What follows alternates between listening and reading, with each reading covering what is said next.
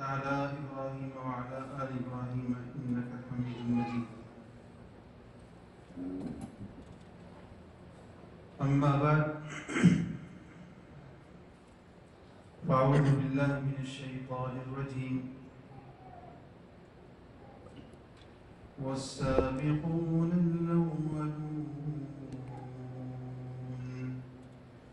والسابقون الأولون من المهاجرين والأنصار والذين اتبعوهم بإحسان رضي الله عنهم ورضوا عنه وأعد لهم جنات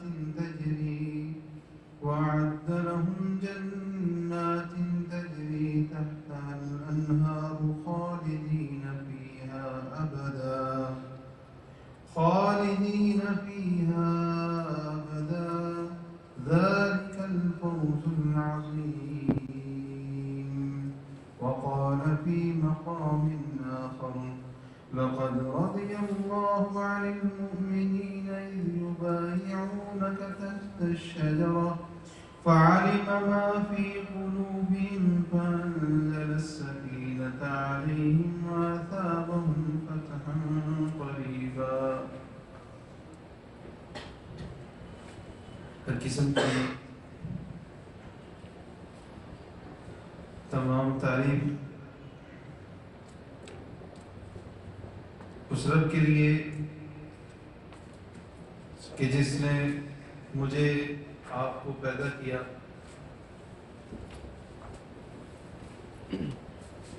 اور ہمارے لیے بے شمار نعمتوں کو پیدا کیا.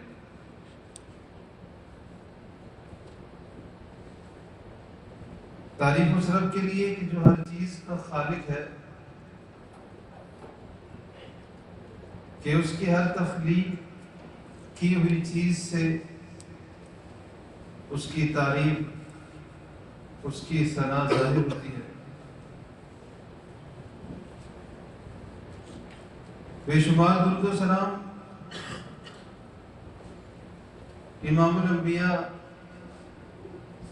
رحمت للعالمین، شافع محشر، ساقی کوثر، جناب محمد رسول اللہ صلی اللہ علیہ وسلم.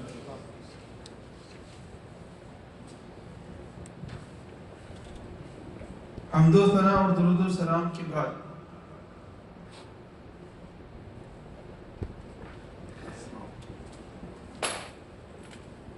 اللہ رب العالمین نے انسان کو اشرف المخلوقات بنایا اور انسانوں میں سے سب سے زیادہ مقام اللہ رب العالمین نے ان کو دیا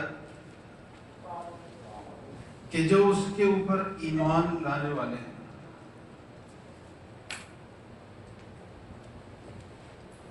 اور اللہ کے بعد جن کو سب سے زیادہ مقام اور فضیلت حاصل ہے وہ گروہ انبیاء کا گروہ ہے.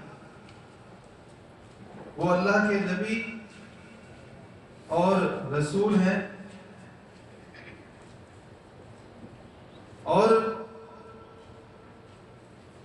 انبیاء اور رسول کے بعد ان کی امتوں میں سب سے زیادہ مقام جن کو حاصل ہے ان تمام انبیاء کے ساتھیوں کو حاصل ہے. صاحب ساتھی کو کہتے ہیں ایک کو، اور جب یہ جمع کے لیے بولا جائے تو اس کو صحابہ کہہ دیتے ہیں.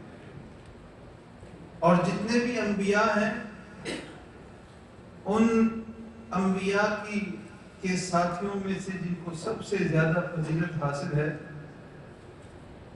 وہ جناب محمد رسول اللہ صلی اللہ علیہ وسلم کے ساتھی ہیں کہ جن کا لقب ہی صحابہ پڑ گیا. ساتھی صحابہ کرام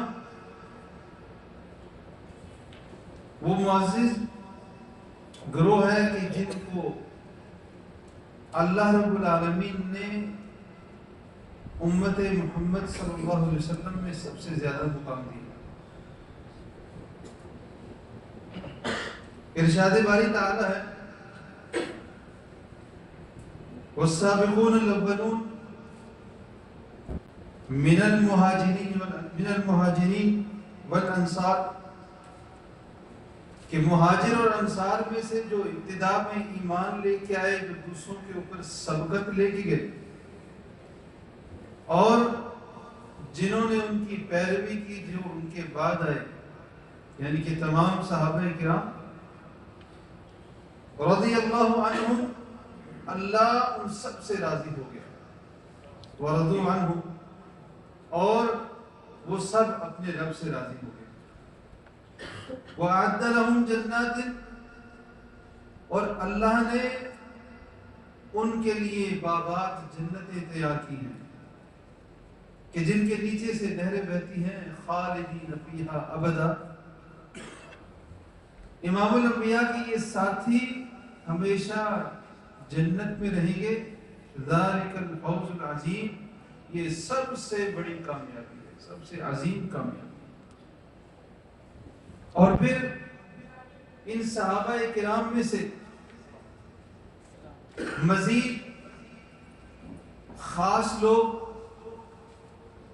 جن کو اللہ رب العالمین نے جن کا تذکرہ سورہ الفتح کی آیت نمبر 18 میں کیا، یہ وہ 1400 صحابہ ہیں کہ جو صلح حدیبیہ کے موقع پہ نبی کریم صلی اللہ علیہ وسلم کے ساتھ تھے، اور صلح ہونے سے پہلے جب سیدنا عثمان رضی اللہ عنہ کی شہادت کی جھوٹی خبر یا افواہ پہنچی تو انہوں نے نبی کریم صلی اللہ علیہ وسلم کے ہاتھ پر موت کی بیعت کی کہ ہم موت تو قبول کر لیں گے، شہادت تو قبول کر لیں گے، لیکن عثمان ابن عفان رضی اللہ عنہ ان کا بدلہ لیے بغیر جائیں گے نہیں۔ اور اللہ رب العالمین نے ان کا تذکرہ اس انداز میں کیا، فرمایا لقد رضی اللہ عن المؤمنین، اللہ راضی ہو گیا مومنوں کے ساتھ۔ کون سے مومن؟ اذ یبایعونک تحت الشجرہ، کہ جو درخت کے نیچے آپ کے ہاتھ پہ جنہوں نے بیعت کی، اور اس بیعت کو بیعت رضوان کہا گیا کہ ایسی بیعت جس کے اوپر اللہ رب العالمین ان سے راضی ہو۔ فعلم ما فی قلوبہم، اللہ نے جو کچھ ان کے دلوں میں ہے وہ جان کے یہ بات ہے۔ فانزل السکینۃ علیہم واثابہم فتحا قریبا، کہ اللہ نے اس موقع کے اوپر بھی ان کے دلوں پر ان کے اوپر سکینت کو نازل کیا، اور عنقریب ان کو اللہ کی طرف سے فتح بھی ملی۔ اور پھر ان 1400 بیعت رضوان والوں میں سے 313 جو غزوہ بدر میں شریک ہوئے۔ امام احمد رحمہ اللہ سیدنا ابو ہریرہ رضی اللہ عنہ سے یہ روایت بیان کرتے ہیں کہ رسول اللہ صلی اللہ علیہ وسلم نے فرمایا ان اللہ اطلع علی اہل بدر، کہ اللہ رب العالمین اہل بدر ان کے بارے میں ان کے اس عمل کے بعد فرماتے ہیں اعملوا ما شئتم، اب تم جو بھی کچھ کرو فقد غفرت لکم، میں نے تمہارے سب گناہوں کو معاف کر دیا۔ دوسری حدیث میں ان الفاظ میں تذکرہ ہے کہ جن کا ترجمہ یہ ہے کہ اب جو بھی تم کرو اللہ نے تمہارے گناہوں کو معاف کر دیا، اب تم نے جنت میں جانا ہی ہے۔ ابو بکر رضی اللہ عنہ کہ جن کے ذات کے بارے میں، جن کی شخصیت کے بارے میں ہم چند باتیں کرنے کے لیے آج اکٹھے ہوئے، جمع ہوئے، تو یہ ابوبکر صدیق رضی اللہ عنہ یہ صحابہ میں بھی شامل ہیں، ان 1400 بیعت رضوان والوں میں بھی شامل ہیں، اور ان 313 بدریوں میں بھی شامل ہیں، اور پھر ان 313 میں سے وہ 10 صحابہ کرام کہ جن کو امام الانبیاء صلی اللہ علیہ وسلم نے ایک ہی مجلس میں نام لے کے جنت کی بشارت دی۔ عبد الرحمن بن عوف رضی اللہ عنہ بیان کرتے ہیں کہ فرمایا رسول اللہ صلی اللہ علیہ وسلم نے ابو بکر فی الجنہ، ابو بکر وہ جنت میں رہے گا، وعمر فی الجنہ، وعثمان فی الجنہ، وعلی فی الجنہ، اس طرح کر کے ایک ہی مجلس میں 10 صحابہ کے نام لیے، جن میں سب سے پہلے ابو بکر صدیق کا نام لیا، اور پھر ان 10 میں سے بھی وہ 4 خلفاء راشدین ابو بکر، عمر، عثمان، علی، یہ چاروں ان 10 میں سے بھی زیادہ مقام والے ہیں۔ یوں تو جنت کی بشارت اوروں کو بھی ملی ہے، لیکن یہ 10 ایسے ہیں کہ جن کا ایک ہی مجلس میں نام لے کے امام الانبیاء نے ان کی جنت کی بشارت دی، اور ان 10 میں سے پھر 4 جو خلفاء راشدین ہیں ان کو مقام حاصل ہے، اور پھر ان چاروں میں سے جناب ابو بکر صدیق رضی اللہ عنہ ان کو مقام حاصل ہے۔ یہ ابو بکر صدیق کون تھے؟ ان کے بارے میں یقیناً ہم بحیثیت مسلمان بہت کچھ جانتے ہیں، لیکن ہم میں سے ایسے بہت سارے ساتھی ہوں گے جو ان کے بارے میں کئی ایک چیزیں نہیں جانتے۔ ابو بکر صدیق، ابو بکر ان کی کنیت تھی، اور ان کا نام عبداللہ تھا۔ ان کے والد کی کنیت ابو قحافہ تھی، اور صدیق ان کا لقب تھا۔ عام الفیل کہ جس سال ابرہہ نے ہاتھیوں کے ساتھ مکہ پر حملہ کیا تھا، اس سال نبی کریم صلی اللہ علیہ وسلم کی ولادت باسعادت ہوئی۔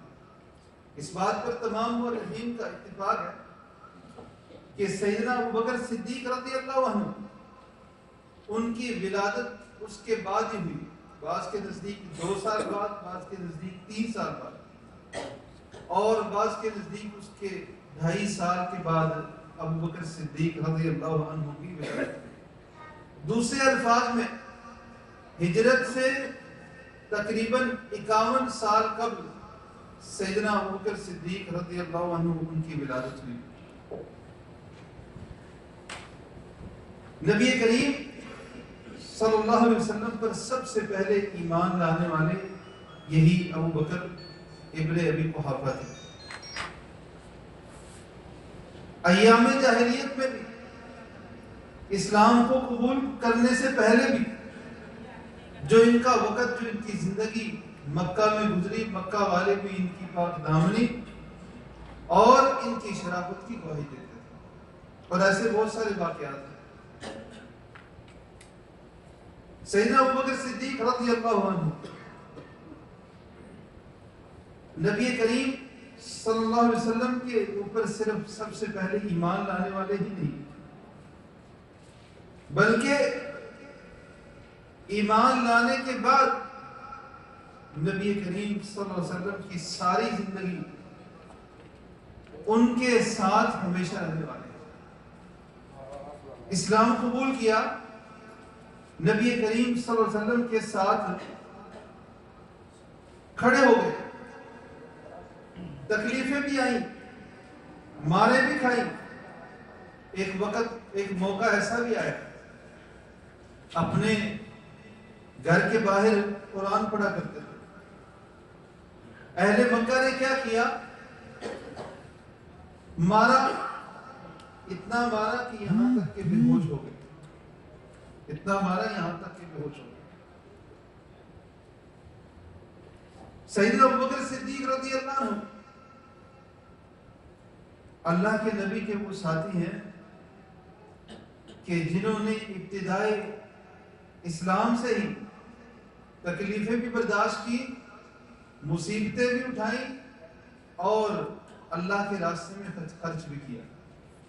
بلال حبشی رضی اللہ عنہ ان کو آزاد کروانے والے ہی تھے، خباب بن ارد رضی اللہ عنہ ان کو آزاد کروانے والے بھی یہی تھے۔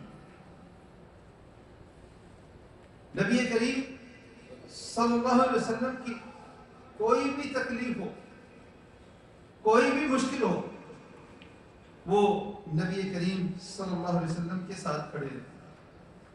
نبی کریم صلی اللہ علیہ وسلم اسراء اور معراج کے بعد آپ صلی اللہ علیہ وسلم نے یہ ذکر کیا، ابھی حضرت ابوبکر صدیق سے ملاقات نہیں ہوئی، ابو سفیان کو بتلاتے ہیں۔ ابو سفیان یہ خبر سن کے فوراً ابو بکر کے پاس آتا ہے اور آ کے کہتا ہے کہ اگر کوئی یہ کہے کہ راتوں رات میں یہاں سے مسجد اقصی تک، بیت المقدس تک اور آسمان تک، ساتوں آسمانوں کی سیر کر آیا ہوں، تو کیا تم اس کی تصدیق کرو گے؟ کیا تم اس کو سچا کہو گے؟ پوچھا کس نے کہا؟ مختصر یہ کہ اس نے بتایا کہ محمد صلی اللہ علیہ وسلم نے یہ بات کہی۔ فرمانے لگے کہ اگر زبان نبوت سے یہ بات نکلی ہے تو پھر سچی ہے۔ پوچھا نہیں، سوچا نہیں، اور تصدیق کر دی، اور ان کا لقب صدیق پڑ گیا۔ ابوبکر صدیق رضی اللہ عنہ مکہ کی 13 سالہ نزول وحی کے بعد کی جو نبی کریم صلی اللہ علیہ وسلم کا وقت ہے، اس میں نبی کریم صلی اللہ علیہ وسلم کے ساتھ شانہ بشانہ ان کے ساتھ رہے، یہاں تک کہ ہجرت کا وقت آیا۔ حالت یہ ہے کہ نبی کریم صلی اللہ علیہ وسلم کے گھر کو ہر طرف سے، چاروں طرف سے مشرکین مکہ نے گھیر رکھا ہے۔ ارادہ یہ کر کے آئے ہیں کہ نعوذ باللہ مکہ میں رہنے والے جتنے بھی قبیلے ہیں سب میں سے ایک ایک ہوگا اور مل کے نعوذ باللہ اللہ کے رسول کو قتل کریں گے۔ اللہ نے ان کو بچانا تھا۔ نبی کریم صلی اللہ علیہ وسلم نکلے، ابو بکر کے گھر آئے۔ سیدنا ابو بکر دیکھتے ہیں، کہتے ہیں اللہ کے رسول، آپ کی آمد اور چہرے سے پتہ لگتا ہے کہ آپ بہت بڑی بات کے لیے آئے۔ فرمایا کہ ابو بکر ہجرت کی اجازت مل گئی۔ نبی کریم سیدنا ابو بکر صدیق رضی اللہ عنہ پوچھنے لگے، اے اللہ کے رسول، میں بھی آپ کے ساتھ جانا چاہوں گا۔ نبی کریم صلی اللہ علیہ وسلم نے فرمایا کہ تم بھی میرے ساتھ چلو۔ بعض روایات میں یہ لفظ آتے ہیں جو کچھ کمزور ہیں کہ نبی کریم صلی اللہ علیہ وسلم نے فرمایا کہ اللہ نے تمہارا نام لیا، اور ابو بکر صدیق رضی اللہ عنہ رونے لگے اور کہنے لگے، اسمانی ربی رب العرش العظیم، کہ عرش عظیم کے رب نے میرا نام لیا ہے۔ بہرحال یہ نام والی روایت تو کمزور ہے، لیکن یہ بات تو طے ہے کہ نبی کریم صلی اللہ علیہ وسلم نے ابو بکر صدیق کو اپنا ہجرت کا ساتھی بنایا، تو کس لیے بنایا؟ اللہ کے حکم سے بنایا۔ اب نبی کریم صلی اللہ علیہ وسلم ہجرت کے سفر کے لیے تیاری کر رہے ہیں۔ ساتھی کون ہے؟ ابو بکر۔ سواری کس کی ہے؟ ابو بکر کی۔ راستہ دکھلانے والا گائیڈ کون ہے؟ ابو بکر کا غلام۔ اور زیادہ راہ کھانا بنا کے پہنچانے والی کون ہے؟ ابو بکر کی بیٹی اسماء بنت ابو بکر رضی اللہ عنہ، زبیر ابن عوام کی بیوی۔ عبداللہ ابن زبیر کی بیٹی،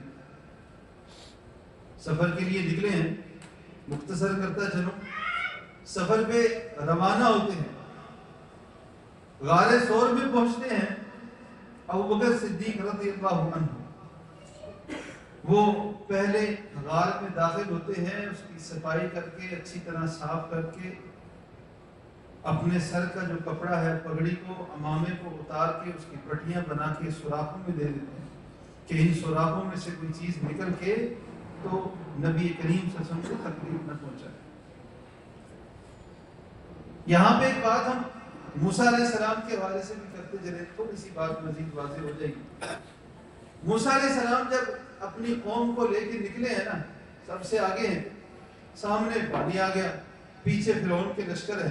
بنی اسرائیل کیا کہتے ہیں، اللہ کے نبی موسیٰ علیہ السلام جن کے پاس کتنے ہی سال، بعض روایات میں 40 سال کا ذکر ہے، کتنے ہی سال ان کے پاس رہے، کتنے ہی معجزے انہوں نے دیکھے، ایک دو معجزے نہیں، دو تو مشہور ہے نا، عصا والا اور ہاتھ والا، لیکن اس کے علاوہ اور بہت سارے معجزے دیکھے، اور اس کے باوجود جب سامنے پانی دیکھا تو کیا کہتے ہیں، اِنَّا لَمُدْرَكُونَ۔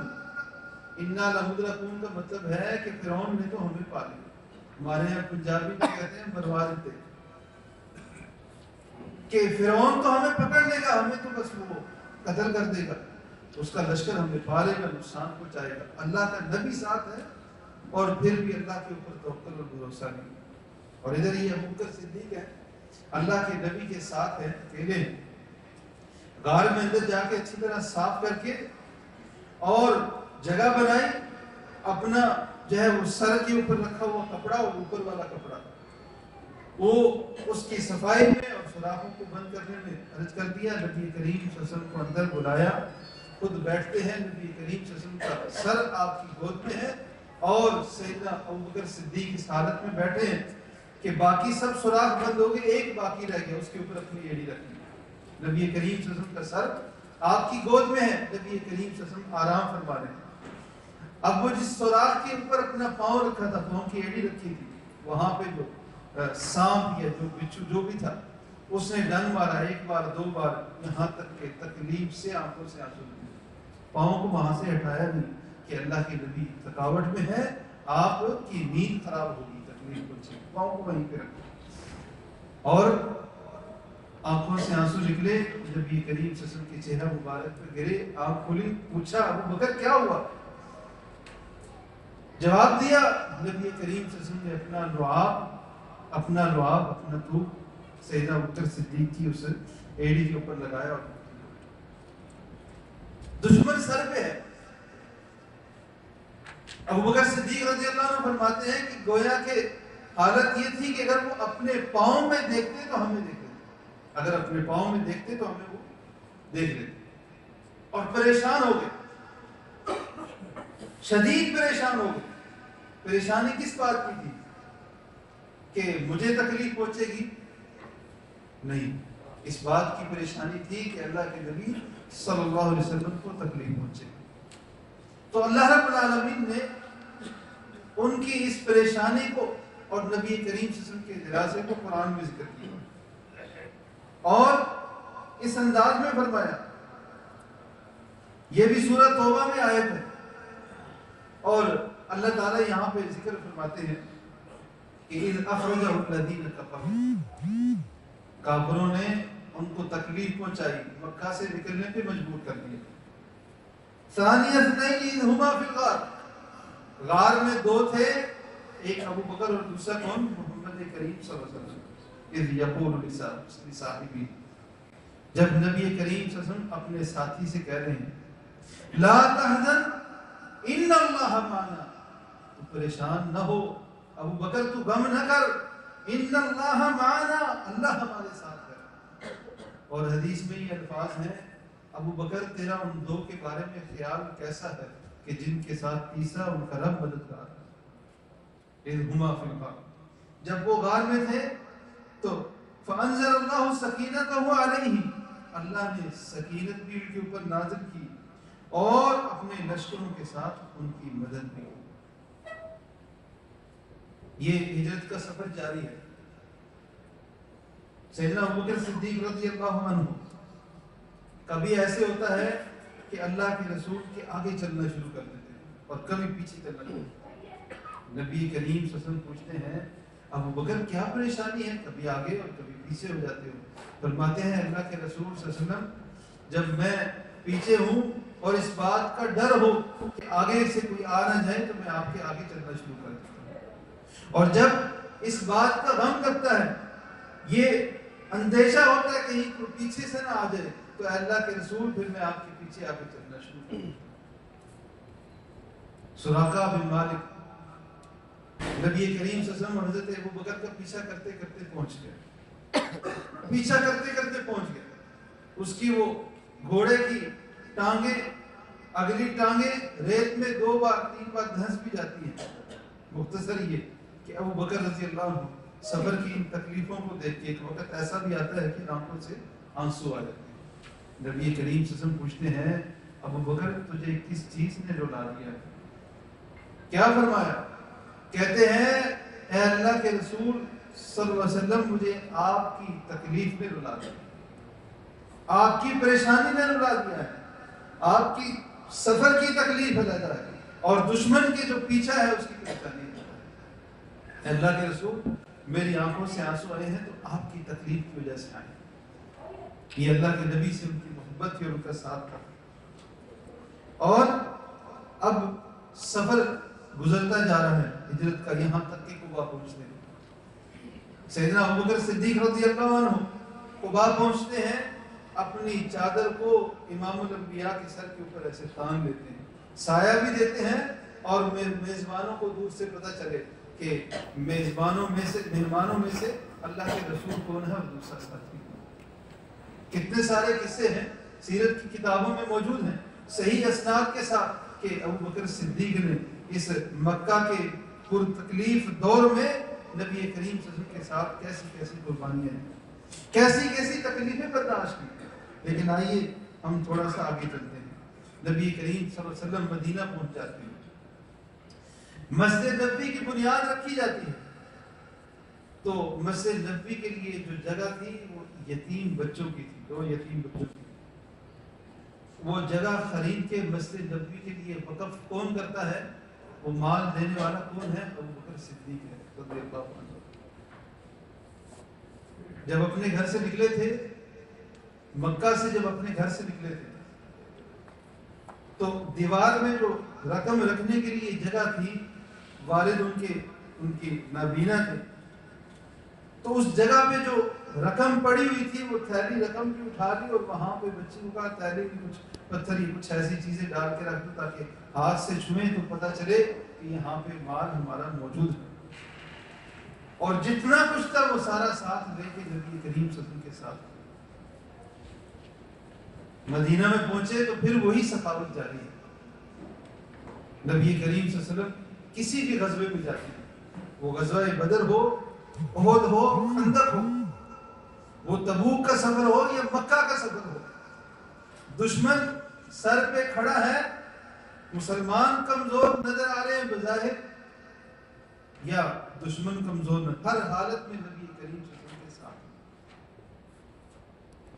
اور ایک موقع ایسا بھی آیا کہ نبی کریم صلی اللہ علیہ وسلم احد پہاڑ کے اوپر کھڑے ہیں، آپ کے ساتھ ابو بکر بھی ہیں، عمر بھی ہیں، عثمان بھی ہیں، اور احد پہاڑ ہلتا ہے، زلزلہ آتا ہے۔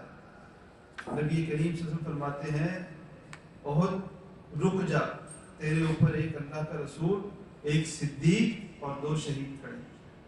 قرآن مجید میں جب جنت میں مقام کا ذکر ہوتا ہے، کسی کو زیادہ مقام ملنا ہے، تو مان نبیین و صدیقین، نبیوں کے بعد جس کا ذکر ہوتا ہے وہ صدیق، ہر نبی کا صدیق ہوتا ہے، اور امام الانبیاء کا صدیق ابو بکر رضی اللہ عنہ۔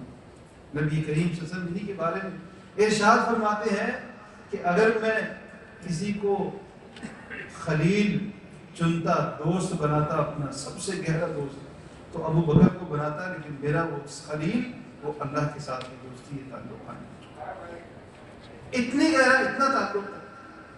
اور نبی کریم صلی اللہ علیہ وسلم کتنی ہی بار ایسی بات، اس بات کو دہراتے تھے، فرمایا کرتے تھے کہ وہ ایک رات جو ہجرت کی رات تھی، جو غار میں رہے تھے، اس رات کی تکلیفوں کا بدلہ میں ابو بکر کو نہیں دے سکتا۔ ابو بکر صدیق رضی اللہ عنہ۔ آج کچھ ایسے لوگ بھی ہیں کہ جو ان کے اوپر بھی تبرہ کرتے ہیں، دیگر صحابہ بھی کرتے ہیں، ان کے اوپر بھی تبرہ کرتے ہیں۔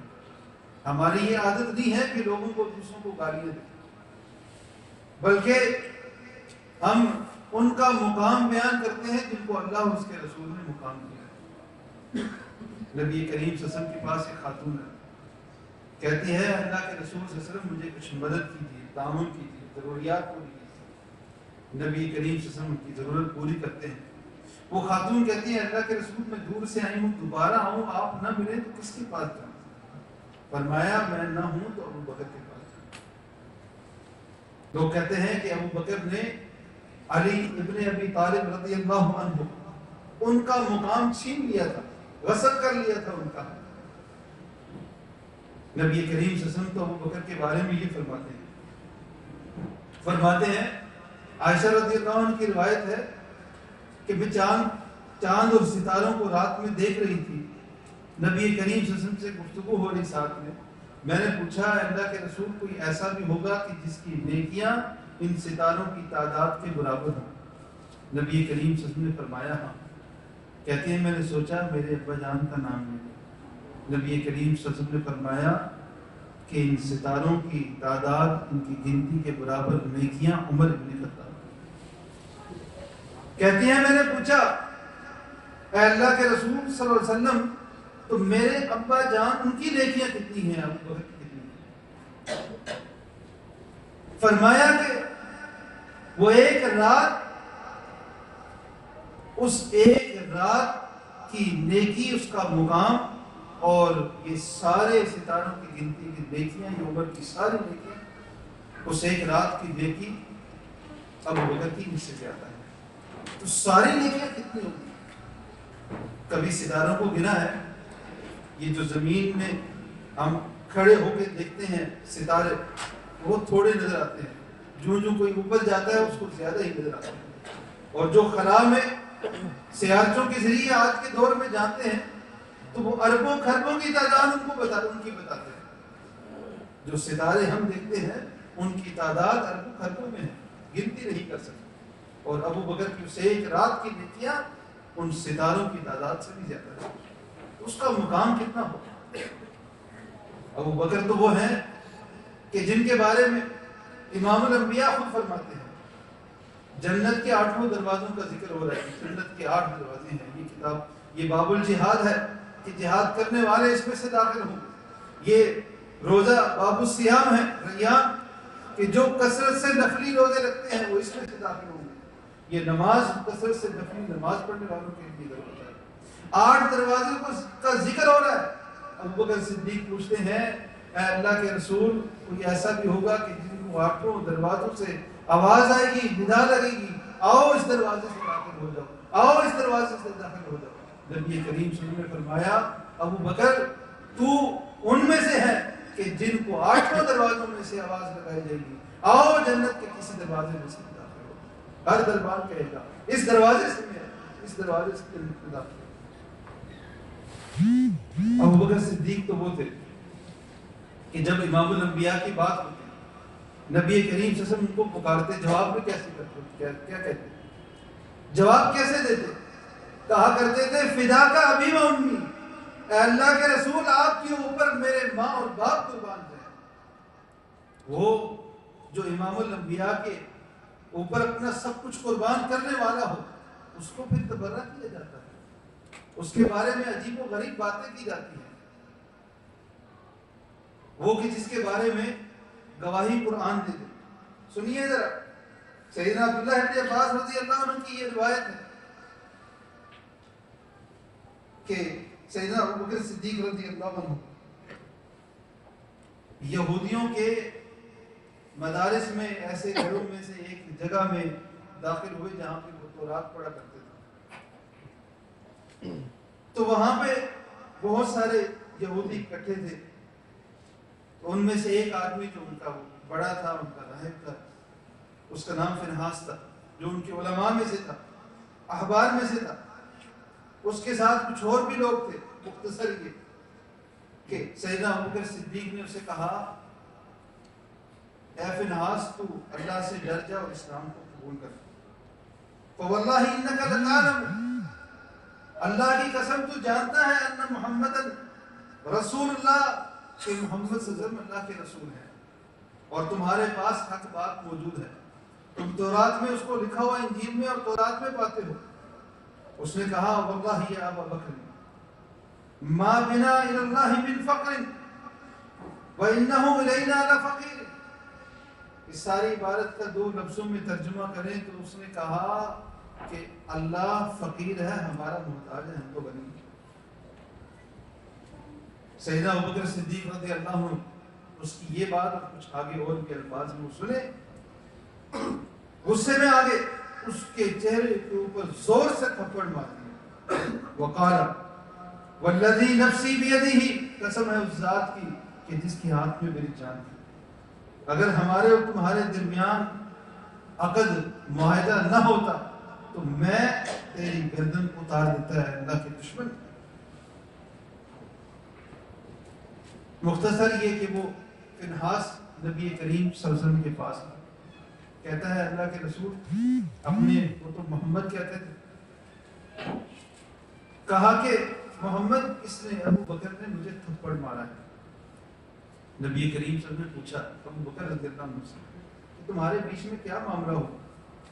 فرمانے لگے، وہی سارا قصہ سنایا، اور وہ یہودی اس بات سے انکاری ہو گیا. وہ کہتا ہے کہ نہیں، میں نے تو کوئی بات ایسی کہی نہیں. جب اس یہودی نے انکار کیا، اللہ رب العالمین نے سیدنا ابوبکر صدیق کی بات کی گواہی قرآن مجید میں نازل کی. سورہ آل عمران میں آیت نمبر 181 میں اللہ تعالیٰ فرماتے ہیں لقد سمع اللہ قول الذین قالوا ان اللہ فقیر ونحن اغنیاء. ابو بکر سچا ہے، وہ صحیح بات کر رہا ہے. لقد سمع اللہ، اللہ نے یقیناً وہ بات سن لی ہے ان لوگوں کی کہ جنہوں نے کہا ان اللہ فقیر، اللہ فقیر ہے، ونحن اغنیاء، کو بدلہ دیں گے، اور جو انہوں نے انبیاء کو قتل کیا پچھلے سارے جرم وہ بھی کھولیں گے، وہ بھی ان کو سزائیں دیں گے. سیدنا ابوبکر صدیق رضی اللہ عنہ، ان کے مقام کے بارے میں بہت سارے قصے ہیں، بہت سارے واقعے ہیں. انہی میں سے ایک سیدنا عمر ابن خطاب رضی اللہ عنہ، وہ اس کوشش میں رہتے تھے کہ میں کبھی تو ایسا وقت آئے ابو بکر سے آگے نکل جاؤں. یہ تبوک کا موقع ہے، نبی کریم صلی اللہ علیہ وسلم نے سب کو بتایا، سارے جو ہے جو استطاعت ہے لا کے مسجد نبوی میں جمع کرنے.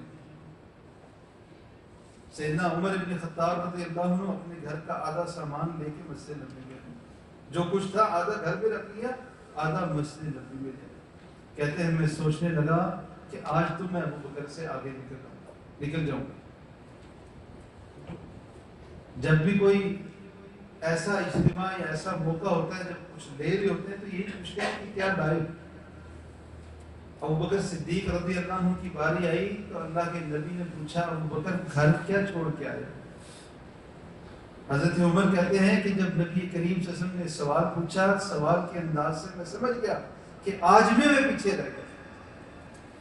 ابو بکر صدیق کہتے ہیں کہ گھر میں اللہ اور اس کے رسول کی محبت چھوڑ کے آیا، جو کچھ ہے سب کچھ لے آیا. فداک ابی و امی یا رسول اللہ، اے اللہ کے رسول آپ پر میرے ماں اور باپ قربان جائیں. چھوڑا کیا ہے؟ اللہ اور اس کے رسول کی محبت گھر میں چھوڑی.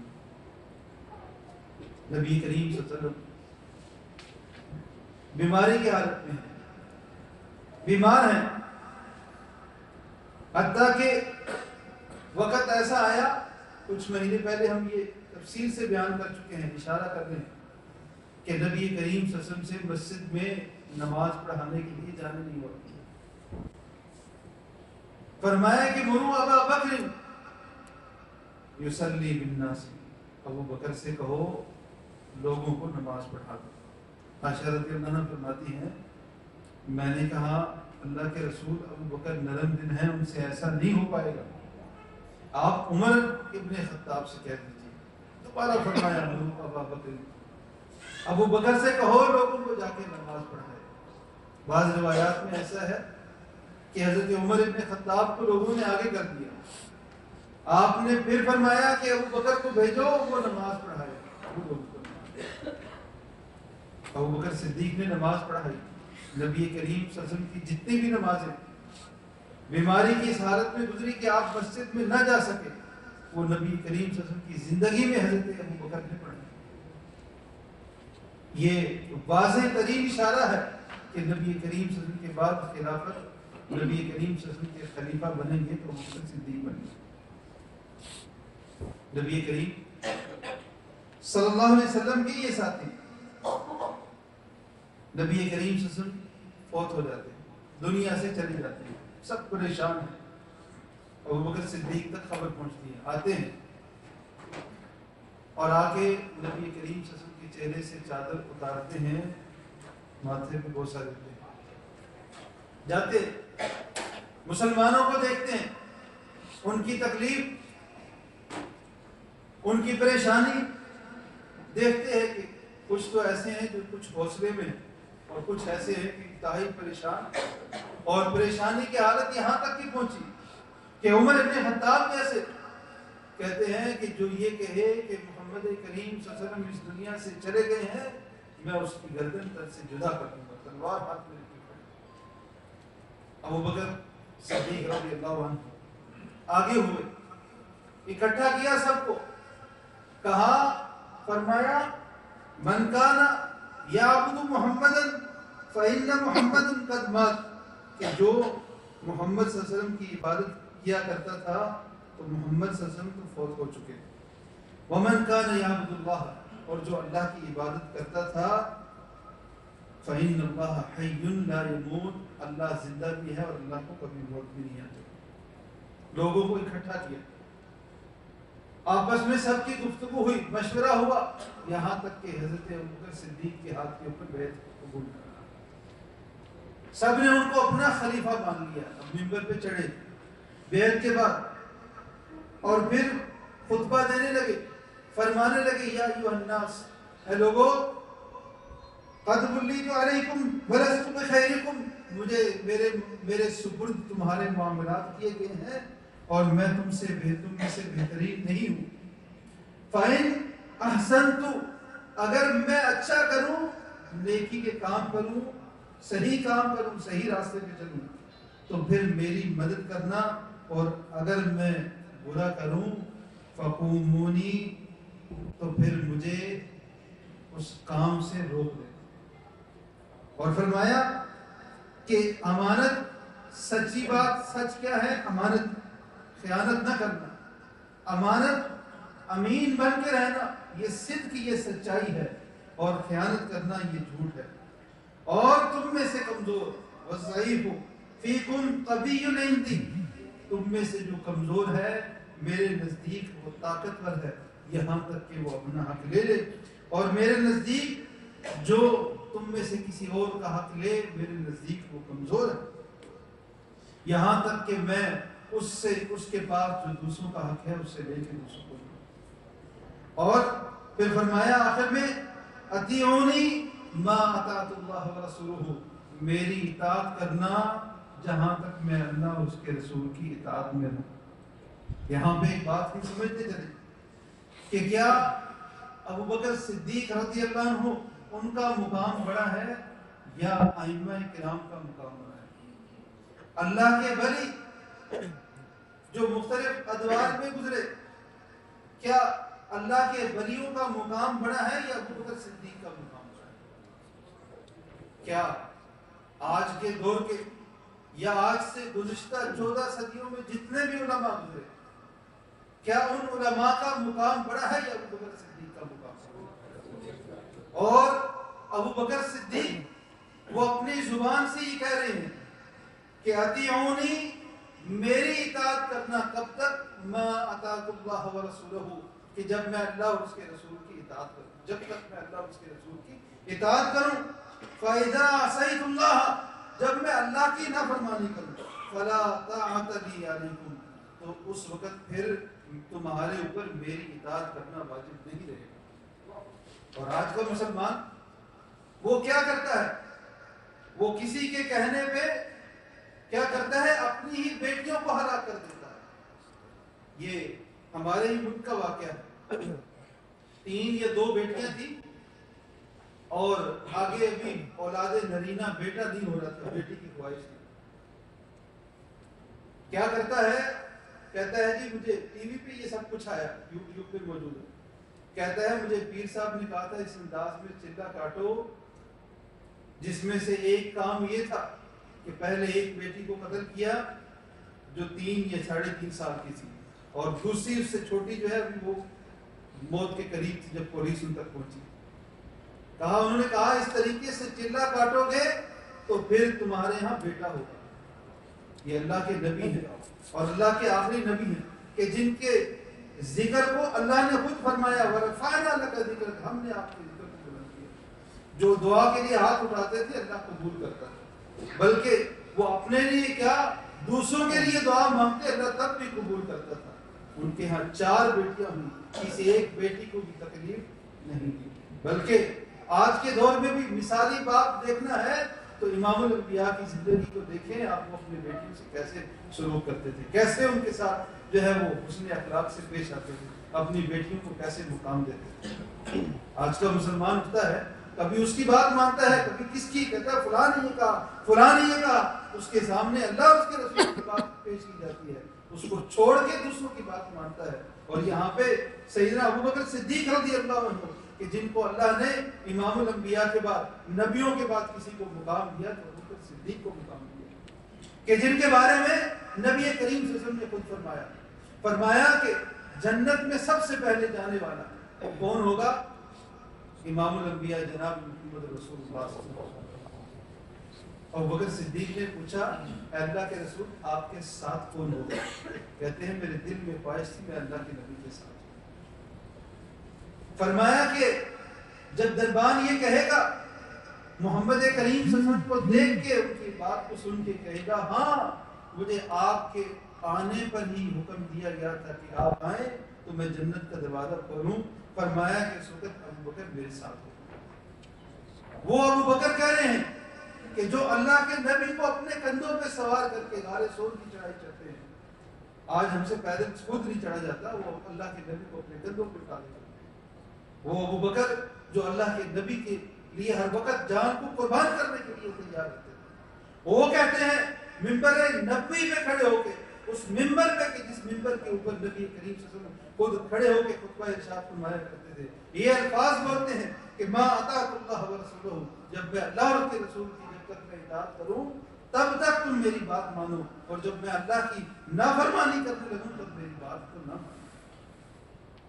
جن کو اللہ کے نبی نے خود جنت کی خوشخبری دے دی۔ اور علی سیدنا ابوبکر رضی اللہ عنہ کے بارے میں آخری چند باتیں آپ کے سامنے رکھتا ہوں۔ کہتے ہیں کہ ابوبکر صدیق نے علی بن ابی طالب کا حق غصب کر دیا تھا۔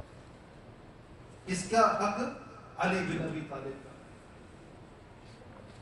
سیدنا علی رضی اللہ عنہ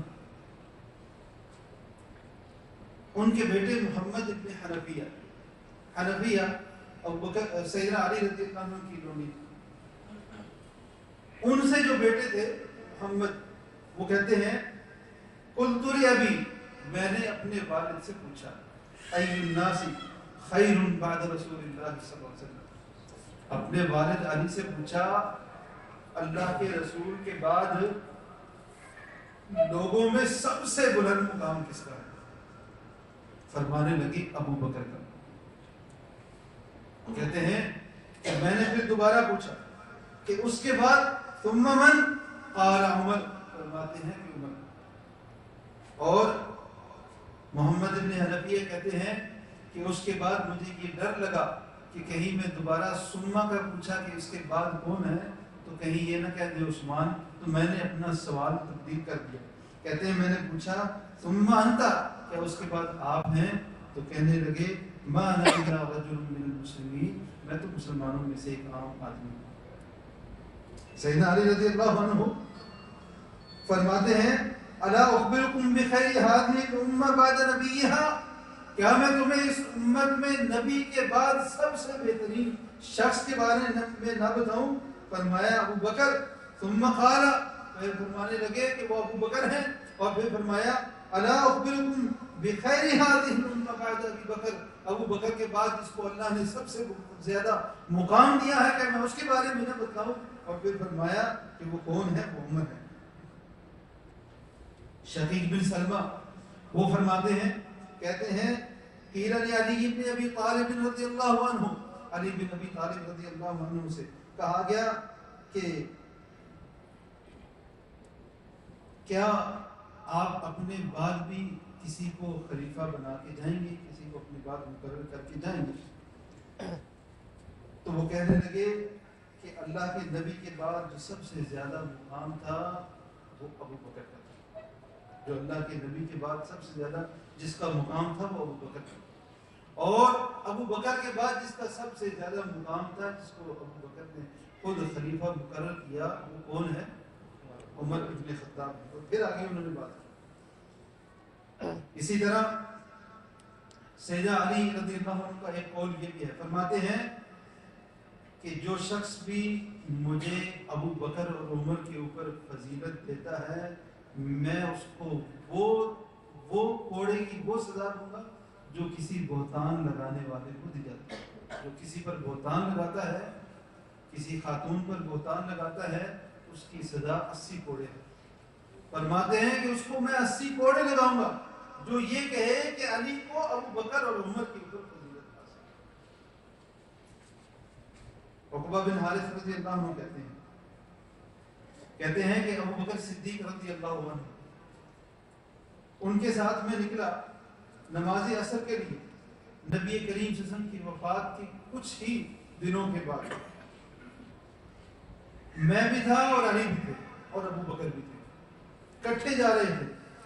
لوگ کہتے ہیں کہ حضرت علی نے بیعت نہیں کی تھی، اور بعض کہتے ہیں کہ 6 مہینے بعد بیعت کی تھی۔ حالانکہ صحیح بات یہ ہے کہ سیدنا علی رضی اللہ عنہ نے نبی کریم صلی اللہ علیہ وسلم کی رحلت کے فوراً بعد سیدنا ابو بکر کی بیعت کی تھی، اور 6 مہینے کے بعد جب سیدہ فاطمہ رضی اللہ عنہ وفات پائیں، اس کے بعد دوبارہ بیعت کی تجدید کی تھی، اور اس کا سبب انہوں نے بتایا تھا۔ صحیح بخاری کی روایت ہے کہ جو ہمارے دل میں کچھ بات آ گئی تھی باغ فدر کے حوالے سے یا کچھ اور اس حوالے سے کہ ہم قرابت دار ہیں اور نبی کریم صلی اللہ علیہ وسلم کا جو ورثہ ہے وہ ہمیں ملنا چاہیے، یہ ایک علیحدہ موضوع ہے، اور اس بارے میں ہم گزشتہ سال میں ایک بار گفتگو کر چکے ہیں۔ انشاءاللہ آئندہ سیدنا علی رضی اللہ عنہ کی سیرت میں وہ بیان کریں گے۔ تو علی رضی اللہ عنہ کہا کہ ہمارے دل میں وہ بات آئی تھی، وہ سب کچھ صاف ہو گئی، اور پھر سیدنا ابو بکر صدیق رضی اللہ عنہ کے ساتھ ظہر کی نماز ادا کرنے کے بعد منبر پہ ابو بکر صدیق چڑھے اور انہوں نے حضرت علی کے فضائل بیان کیے، اور ان کے بعد حضرت علی نے بیعت کی تجدید کی اور منبر پہ چڑھے اور پھر خطبہ ارشاد فرمایا، اور اس میں سیدنا ابو بکر صدیق رضی اللہ عنہ کے بہت سارے فضائل اور مناقب بیان کیے۔ تو اس موقع پہ یہ فرماتے ہیں عقبہ بن حارث کہ نبی کریم صلی اللہ علیہ وسلم کی وفات کے چند ہی دنوں کے بعد کی بات ہے، بلیال چند راتیں گزری تھی، میں تھا، ابو بکر صدیق تھے اور علی ابن ابی طالب تھے، نماز پڑھنے کے لیے جا رہے، فمر بحسن ابن علی یرحم آخر ایمان، تو علی بن ابی طالب کے بیٹے حسن ابن علی وہ وہاں سے ان کے پاس سے گزر ہوا اور وہ بچوں کے ساتھ کھیل رہے تھے، فاحتملہ علی رکبتہ، سیدنا ابو بکر صدیق رضی اللہ عنہ رک گئے، اپنے کندھے پہ ان کو اٹھا لیا اور فرمانے لگے بے ابی میرے باپ کی قسم، میرے ماں اور باپ اس پہ قربان جائیں، قسم نہیں، میرے باپ اس پہ قربان جائیں، یہ تو اللہ کے نبی سے مشابہت زیادہ رکھتا ہے، لیس شبیہا بعلی، علی آپ سے ویسے مشابہت نہیں رکھتا، نبی کریم صلی اللہ علیہ وسلم سے زیادہ مشابہت رکھتا ہے۔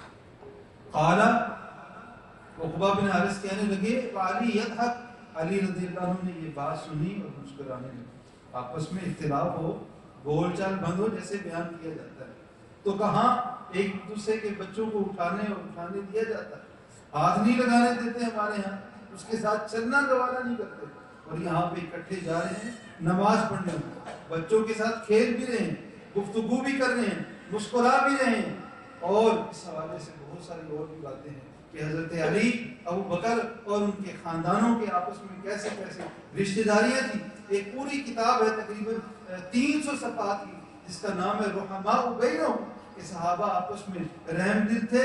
ایک پوری جلد میں ابو بکر صدیق اور علی بن ابی طالب رضی اللہ عنہ، ان کے خاندان کے آپس میں جو رشتہ داریاں تھیں وہ ساری اس میں بیان کی۔ مختصر یہ امام ابن تیمیہ کا قول بھی ہے، اور دیگر بعض علماء نے بھی یہ بات لکھی ہے کہ سیدنا علی رضی اللہ عنہ سے یہ بات تواتر کے ساتھ ثابت ہے۔ تواتر کا مطلب ہے کہ بہت زیادہ روایات ہیں، اور امام ابن تیمیہ نے ایسی 80 روایات جمع کی ہیں کہ جن میں یہ الفاظ ہیں، یہ اس سے ملتے جلتے الفاظ ہیں کہ سیدنا علی بن ابی طالب فرماتے ہیں خیر الامت بعد نبیہا، نبی کے بعد امت میں سب سے بہترین اگر کوئی ہے تو وہ ابو بکر ہے، ثم عمر، پھر اس کے بعد عمر۔ ابو بکر صدیق رضی اللہ عنہ یہ وہ ہیں جو رازدان نبوت ہیں، یہ وہ ہیں جو رفیق خاص ہیں، کس کے؟ نبی کے رفیق ہیں، یہ وہ ہیں جو یار غار ہیں، جو محسن اسلام ہیں، جو خلیفہ اول ہیں، جو نبی کریم صلی اللہ علیہ وسلم کے روضہ کے مکین بھی ہیں، نبی کریم صلی اللہ علیہ وسلم کی یہ ساتھی تقریباً 2 سال سے کچھ اوپر 13 ہجری میں جمادی الثانیہ کی 8 تاریخ کو وفات پائی، بیمار ہوئے، اور بیماری کے عالم میں اپنے بیٹے عبد الرحمن کو بھیجتے ہیں کس کے پاس؟ ام المومنین عائشہ بنت ابی بکر کے پاس رضی اللہ عنہ۔ کون ہے؟ خلیفہ ہیں، وقت کے خلیفہ ہیں، اور بھیج کس کے پاس رہے ہیں؟ اپنی بیٹی کے پاس، بیٹے کو سوال پوچھنے، اجازت لینے۔ کہتے ہیں عبد الرحمن عائشہ سے جا کے پوچھنا کہ ابو بکر کی یہ خواہش ہے کہ اللہ کے نبی صلی اللہ علیہ وسلم کے پڑوس میں دفن ہو جائے، اور اگر آپ اجازت دیں تو تب یہ کام ہوگا۔ خلیفہ وقت ہے اور اجازت طلب کر رہے ہیں، کس سے؟ اپنی بیٹی سے۔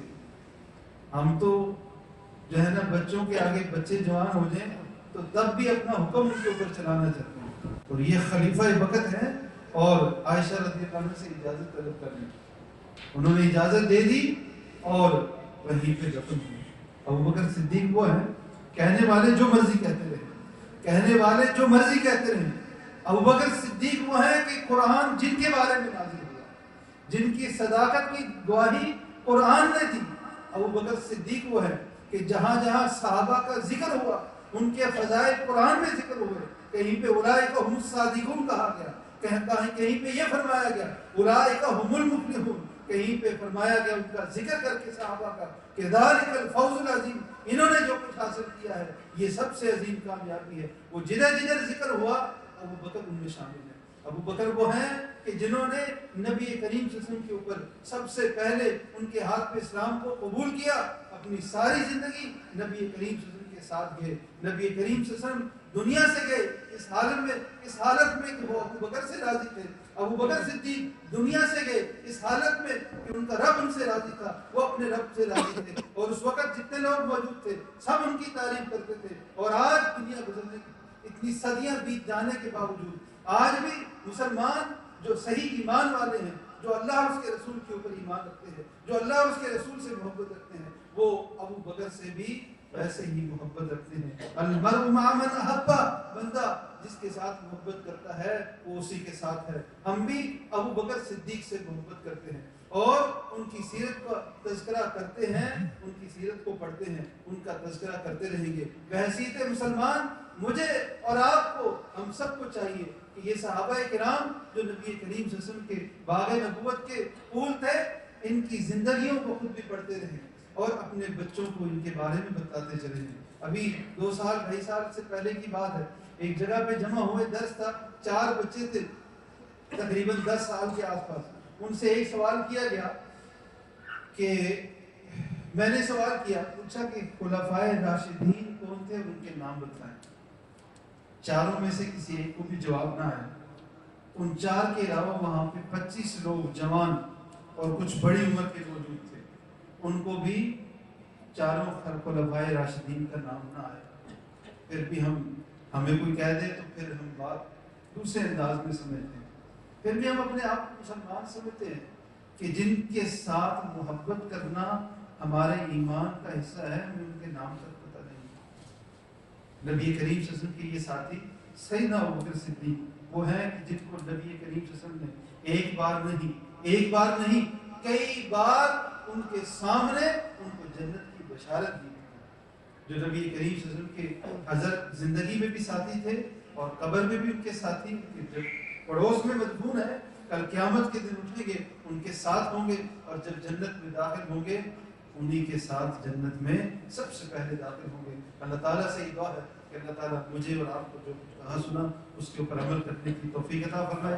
اللہ رب العالمین ہمیں اس بات کی توفیق عطا فرمائے کہ ہم نبی کریم صلی اللہ علیہ وسلم کے ساتھیوں صحابہ کرام کی سیرت، ان کی زندگیوں کا مطالعہ کریں اور ان کو اپنائیں، ان کی سیرت کو، ان کے کردار کو، اس کو اپنے کردار میں ڈالنے کی کوشش کریں۔ اللہ تعالیٰ سے اس بات کی دعا ہے میری اور آپ کی دنیا کی تمام پریشانیوں کو اللہ تعالیٰ دور کرے۔ کسی کے اوپر قرض ہے اللہ تعالیٰ اس قرض کو دور کرے، کسی کی کوئی پریشانی ہے، کوئی مالی پریشانی ہے، کوئی بیماری ہے، کوئی بھی کسی قسم کی پریشانی ہے، اللہ تعالیٰ اس کو دور کر دے۔ ہمارے ساتھیوں میں سے جو یہاں پہ موجود ہیں، کوئی بیمار ہے، کسی کا کوئی عزیز بیمار ہے، کسی کے والدین میں سے کوئی بیمار ہے، اللہ تعالیٰ سب کو شفاء کاملہ عاجلہ عطا فرمائے۔ جن کے والدین دنیا سے چلے گئے اللہ تعالیٰ ان کی آخرت کو جو ہے وہ اللہ تعالیٰ ان کو جنت الفردوس میں جگہ عطا فرمائے۔ اللہ تعالیٰ ان کی آخری زندگی کو کامیاب کرے، اور جن کے والدین زندہ ہیں اللہ تعالیٰ ان کو صحت و عافیت والی زندگی دے۔ اللہ تعالیٰ ہمیں اس بات کی توفیق دے کہ ہم اپنی زندگی میں نبی کریم صلی اللہ علیہ وسلم کے مشن کو، صحابہ کے مشن کو آگے پہنچا سکیں۔ اللہ تعالیٰ ہمیں اس بات کی توفیق دے کہ ہم دین اسلام کو، قرآن و حدیث کو سمجھ کے اس کے اوپر عمل کریں۔ ربنا آتنا فی الدنیا حسنۃ وفی الآخرۃ حسنۃ وقنا عذاب النار ربنا تقبل منا انک انت السمیع العلیم وتب علینا انک انت التواب الرحیم وآخر دعوانا الحمد للہ رب العالمین والصلاة والسلام علی سید المرسلین۔